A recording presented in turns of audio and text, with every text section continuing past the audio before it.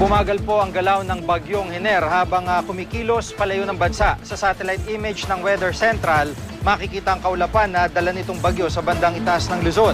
Sa pinakahuling taya ng Pag-asa, namata nito sa layong 260 kilometers sa silangan-hilagang silangan ng Basco, Batanes. Taglay nito ang lakas na hanging 120 kilometers per hour at bugsong aabot sa 150 kilometers per hour.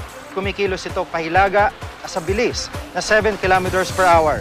Dahil po sa bagyo ay nakataas pa rin ang signal number 3 sa Batanes Group of Islands. Signal number 2 naman sa Cagayan kabilang ang Calayan at Babuyan Group of Islands.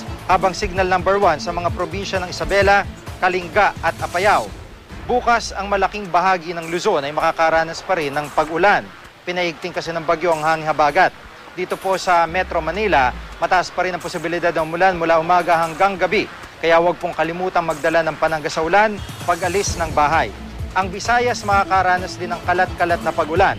Mas madalas naman ang pag-ulan sa kanlurang bahagi ng Visayas, partikular sa Boracay, Iloilo at Bacolod.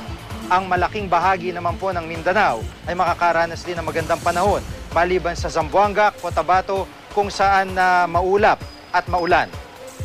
Ano man ang panahon, magplano, magsiguro, makibalita sa GMA Weather.